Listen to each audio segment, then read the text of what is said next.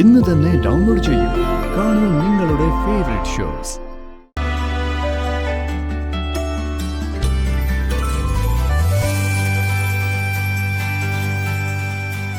അവളുടെ സന്തോഷത്തിനായിട്ട് ഞാൻ എല്ലാം വിട്ടുകൊടുക്കണം. അച്ഛനമ്മ എനിക്ക് തന്ന സൗഭാഗ്യങ്ങൾക്ക് അതാ പകരം കൊടുക്കേണ്ടത്. എനിക്കൊന്നും വേണ്ട, എല്ലാം അവൾക്ക്.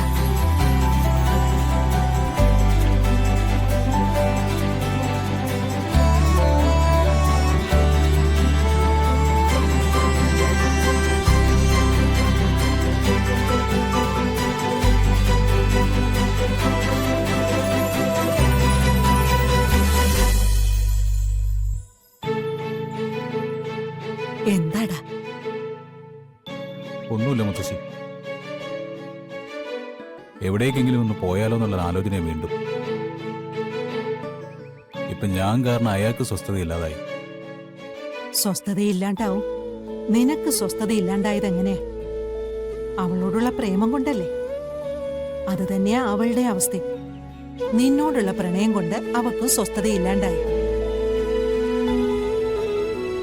ഒന്നും മിണ്ടായിരുന്നു മുത്തശ്ശി. അയാൾക്ക് എന്നോട് അങ്ങനെയൊന്നുമില്ല. ഇങ്ങനെ നീ പറയുമ്പോ നിന്റെ ധാരണ തെറ്റാണ്. അവൾ നിനക്ക് വേണ്ടി ജനിച്ചവളാണ്, നിനക്ക് വേണ്ടി കാത്തിരിക്കുന്നവളാണെന്നൊക്കെ ഞാൻ പറയണം. അത്രയല്ലേ ഉള്ളൂ. എന്നോടാരും ഒന്നും പറയണ്ട. എടാ, ഒരാണിനെ എവിടെ വച്ചും ഒരാളുടെ മുന്നിൽ വച്ചും ഒരു പെണ്ണിനോടുള്ള സ്നേഹം വിളിച്ചു പറയാൻ പറ്റും.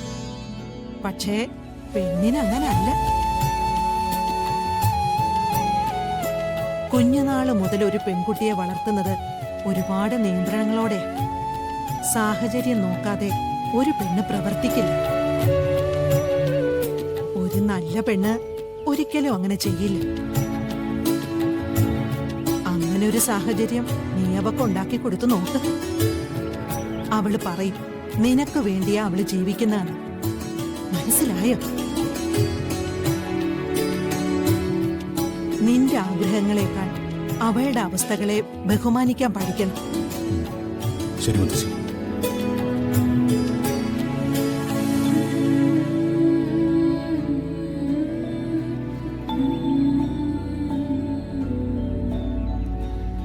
രാധിക,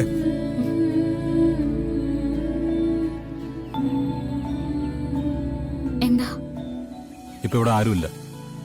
തനിക്ക് എന്നോട് ധൈര്യമായിട്ട് സംസാരിക്കാം. എന്ത് സംസാരിക്കാനാ? നമ്മൾ തമ്മിൽ അങ്ങനെ സംസാരിക്കാൻ ആവശ്യമൊന്നുമില്ല. സംസാരിക്കാനുണ്ട്.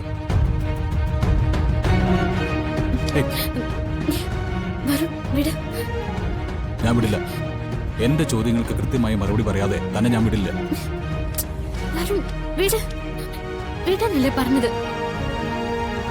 തന്നെ കൊണ്ട് എവിടെ വെച്ച സത്യങ്ങൾ പറയിപ്പിക്കേണ്ടെന്ന് എനിക്കറിയാം. തമ്പാ ആരെങ്കിലും കാണും.